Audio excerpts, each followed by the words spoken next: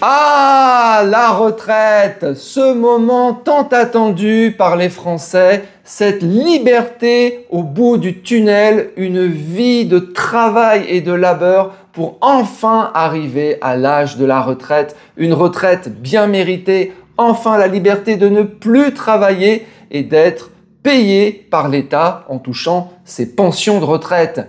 Oui, mais voilà, l'âge de départ à la retraite ne fait qu'augmenter. Et c'est bien normal, puisque l'espérance de vie augmente. Si l'espérance de vie augmente, on vit plus longtemps. Il faut donc travailler plus longtemps pour mériter sa retraite. Oui, mais combien d'années d'espérance de vie a-t-on gagné? Et combien l'âge de la retraite augmente? Et ce reste à vivre, ces années de retraite à vivre, eh bien, est-ce que ça a augmenté ou est-ce que ça a baissé? Est-ce que l'État est plus généreux en nous laissant vivre en retraite plus longtemps ou bien est-il moins généreux et est-ce que nous vivons moins longtemps? Est-ce que ce reste à vivre est moins important aujourd'hui qu'il ne l'était avant? Et on va aussi comparer avec tous les pays pour voir comment ça évolue. Alors, bien évidemment, cette vidéo, c'est pour ceux qui jouent le jeu et qui acceptent d'être esclaves toute leur vie à travailler dans en France, système de retraite, etc., qui cumulent toutes leurs annuités, tous leurs trimestres, etc. Pour ceux qui sont sortis du système comme moi, évidemment, ça ne s'applique pas. Alors, la France, on va comparer sur les 20 dernières années, donc 2005-2025. Okay, on va regarder comment a évolué l'espérance de vie, et on va regarder comment a évolué l'âge de la retraite. Est-ce que ça a évolué dans les mêmes proportions? Est-ce que le reste à vivre d'années en 2005 était inférieur ou supérieur au reste à vivre qu'on a aujourd'hui en 2025? Alors, l'espérance de vie en 2005, il faut savoir qu'en France, elle est très élevée, l'espérance de vie. On est à 80 ans, c'est une moyenne homme-femme. Okay, elle a évolué en 2025, elle est de 82,5 ans, donc on a gagné 2 ans et demi d'espérance de vie, et c'est fabuleux. Okay, on était déjà très haut. Et donc, on devrait peut-être travailler dans les mêmes proportions 2 ans et demi de plus. Eh ben non. L'âge de la retraite en 2005 était de 60 ans, et en 2025, il est passé à 64 ans. Donc, l'âge de la retraite, on doit travailler 4 ans de plus, alors qu'on vit seulement 2 années et demie de plus. Voilà. Alors, le reste à vivre en 2005 était de 20 ans. Ça veut dire que entre l'âge de départ à la retraite, donc de 60 ans, et l'espérance de vie, 80 ans, il y avait 20 ans. 20 ans de liberté, 20 ans de vacances payées par maman l'État. Et il faut le dire, c'est extrêmement généreux puisque en 2005, la France délivre le reste à vivre le plus élevé au monde. C'est énorme. Là, on voit une générosité absolument hallucinante. 20 ans de vacances à la retraite. Voilà. Ce reste à vivre en 2025, il a baissé. Et il a baissé significativement. C'est la baisse la plus importante de tous les pays du monde. C'est-à-dire que l'État est moins généreux. Avant, on avait 20 ans de reste à vivre. Maintenant, on n'en a plus que 18,5. On a perdu. Vous avez perdu, si vous restez en France et que vous êtes dans le système, vous avez perdu 1 an et demi de reste à vivre. C'est-à-dire que, à quoi ça sert? On peut même se poser la question. À quoi ça sert de vivre plus longtemps et de vivre plus longtemps en bonne santé si c'est pour travailler encore plus longtemps et être encore moins libre avec un reste à vivre inférieur? Voilà. Alors on va aller regarder les autres pays. Donc l'Allemagne, on a qui n'est vraiment pas généreuse. Le reste à vivre est stable. Donc l'espérance de vie, elle a monté. Okay, elle est passée de 79 à 81 ans. Donc c'est bon. L'âge de la retraite a monté, mais il a monté faiblement. Il est passé de 65 à 67. Ce qui fait que le reste à vivre est stable. Mais il n'est pas du tout généreux. Hein. Il est de 14 années, alors qu'en France, on est à 18,5. Donc, il ne fait pas bon vivre, clairement, en Allemagne, si tu veux t'arrêter de travailler et être libéré de cet esclavage du travail. Donc 14 années, pas terrible. Le Royaume-Uni, on a un reste à vivre de 14,4 ans, à peu près stable, il augmente de 0,4, voilà. L'Italie, on a un reste à vivre de 16 années, donc tout ça c'est des restes à vivre qui sont inférieurs à la France, même s'ils sont en progression, alors qu'en France c'est en diminution. Notons que l'espérance de vie en Italie est supérieure à celle de la France, elle a dépassé celle de la France, elle est à 83 ans, alors qu'en France on est à 82,5 ans. L'Espagne qui a aussi une espérance de vie supérieure à celle de la France. La France se retrouve en fait avec une espérance de vie moyenne, en fait, malgré évidemment les hôpitaux exceptionnels, etc. Donc l'Espagne, même en Espagne, on vit plus longtemps qu'en France, 83,2 ans, et le reste à vivre pour lui est inférieur, il est à 16,7 années. Donc la France est encore plus généreuse que ces pays en termes de reste à vivre.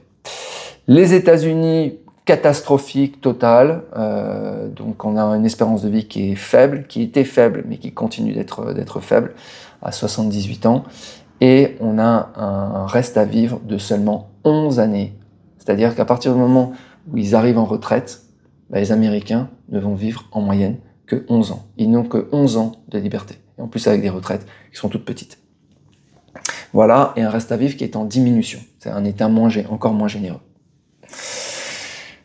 Voilà, on continue. Alors vous allez voir qu'il y a des pays qui sont meilleurs que la France en termes de reste à vivre. Le Japon qui a une espérance de vie exceptionnelle, une des plus élevées au monde, 84,5 années au Japon, qui est une espérance de vie qui a augmenté en plus, elle était très élevée, elle était à 81,8 en 2005, elle est montée à 84,5, donc énorme, et un reste à vivre, accrochez-vous, on est à 19,5 années, donc, et ça a augmenté de 2,7 années, c'est-à-dire que la France était plus généreuse que le Japon avant, et maintenant le Japon est plus généreux que la France. Donc une évolution spectaculaire, c'est une des plus fortes évolutions de tous les pays, donc c'est quand même assez impressionnant, presque 20 ans de liberté. C'est ce qu'on avait nous en France en 2005, c'est ce qu'on n'a plus aujourd'hui. Le Japon, lui, il a réussi à aller vers ces niveaux-là, c'est quand même pas mal. Corée du Sud, reste à vivre de 18,5 ans, supérieur à la France aussi. Donc bravo. Tout ça, ce sont des pays en fait qui ont une fiscalité inférieure, enfin des taxes inférieures à la France. C'est-à-dire qu'ils prélèvent moins pour donner plus. La Chine qui est vraiment en train d'exploser, c'est la plus forte. Non, c'est pas la plus forte progression. La plus forte progression, c'est l'Inde.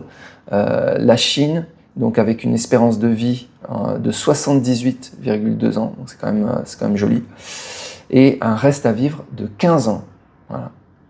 Donc 15 ans supérieur à la majorité des pays en Europe. Voilà, la Chine, on peut dire Chine, terre de liberté, puisqu'il permet de vivre aux frais de l'État chinois pendant 15 années et avec une espérance de vie tout à fait respectable de 78 ans quand même, sachant qu'au Royaume-Uni, on est quasiment au même niveau, on est à 80 ans. Voilà, et puis un pays, la Chine, qui est en très forte progression, puisque le reste à vivre a augmenté de presque 3 ans entre 2005 et 2025. Donc c'est vraiment hallucinant. Alors l'Inde, on est carrément, là c'est l'explosion totale. Espérance de vie en 2005, on est à 63 ans. Espérance de vie en 2025, on est à 71 ans. Donc ça explose à la hausse.